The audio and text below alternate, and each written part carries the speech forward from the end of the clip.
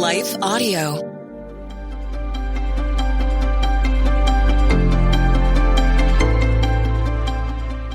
Welcome to the Crosswalk Devotional. We're glad to have you listening with us.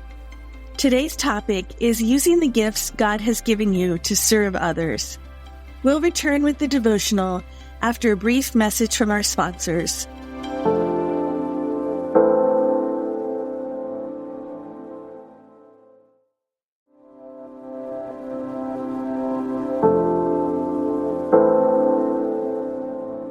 Use whatever gift you have received. Written and read by Whitney Hopler. Each of you should use whatever gift you have received to serve others, as faithful stewards of God's grace in its various forms. 1 Peter 4:10 NIV.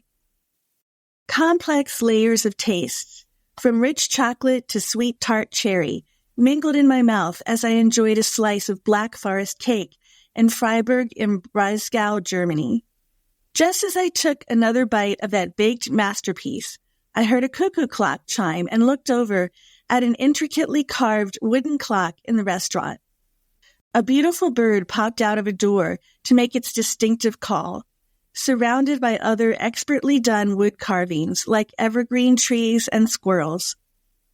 I said a silent prayer of thanks to God that I could experience these wonderful traditions because people had kept them alive through the years. In Germany, ancient guilds for crafts and trades are still active, setting quality standards and offering apprenticeship training. The work of these guilds points to an important biblical principle. God calls each of us to fully use the unique gifts we have been given. Just as apprentices and guilds must commit to their training, we are also called to develop and use the abilities God has entrusted to us. Whatever talents we have, they are not meant to be hidden. God wants us to develop our talents and use them as tools for serving others. God has blessed every one of us with unique talents and abilities. Some are gifted in ways that are visible and celebrated, like speaking, artistic expression, or leadership. Others have quieter gifts, such as compassion, patience, or the ability to listen deeply. Every gift, no matter what it is, reflects God's grace. Too often, we fall into the trap of comparison, undervaluing our gifts because they don't resemble someone else's. However, the diversity of God's creation shows us how each gift God gives has a unique and necessary purpose. Just as an apprentice baker must learn the intricacies of dough preparation, or a carpenter must understand the details of woodworking, we need to embrace and develop the abilities God has entrusted to us. The Bible's words in 1 Peter 4:10 remind us that our gifts are not just for our own personal fulfillment. They are tools for service, and God wants to work through us when we use them to reach others.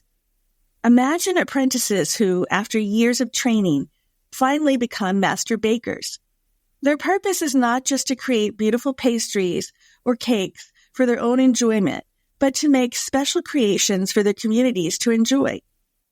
In the same way, we are called to channel our gifts toward others, strengthening, encouraging, and serving in love.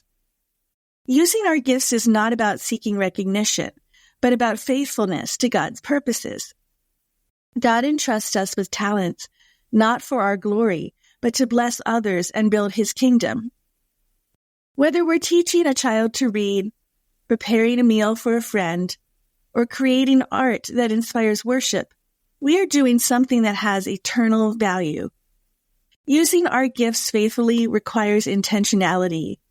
Like apprentices who spend years refining their crafts, we must also invest time and effort into developing our gifts.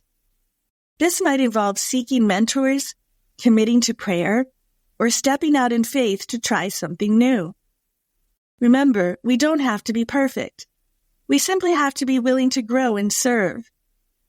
It's also important to remain humble, reminding ourselves regularly that our abilities come from God, not from ourselves.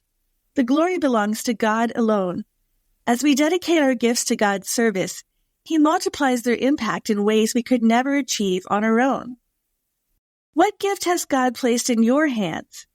Are you actively nurturing it, or have you set it aside because of fear, busyness, or doubt? Imagine what could happen if you fully embrace the talents God has given you. Not for your own gain, but to glorify God and serve His people. Let today be the day you take the next step.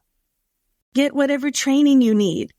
Ask God for wisdom and courage, and trust that God will use your efforts for good purposes. Like the apprentices in those ancient guilds, you are part of something much larger than yourself. You have important gifts, and the world is waiting for the unique gifts that only you can give. Intersecting faith and life. As you consider the gifts God has given you, reflect on these questions. What are some specific gifts you believe God has given you? How have you used them to serve others? Think about a time when someone used their gift to bless you. How did their faithfulness encourage or impact you? Are there any talents you've neglected or underestimated? What steps can you take to develop these gifts? What fears or obstacles might be holding you back from fully using your gifts? How can you rely on God's help to overcome them? Further reading. Romans 12, 6 through 8. 1 Corinthians 12, 4 through 6. Matthew 25, 14 through 30. Colossians 3, 23 through 24. Ephesians 2, 10. The Crosswalk Devotional is a production of Life Audio and Salem Media. If you liked what you heard today, please take a second to rate and review this podcast in your favorite podcast app so that more listeners like you can find the show. For more faith-filled, inspirational podcasts, visit us at lifeaudio.com.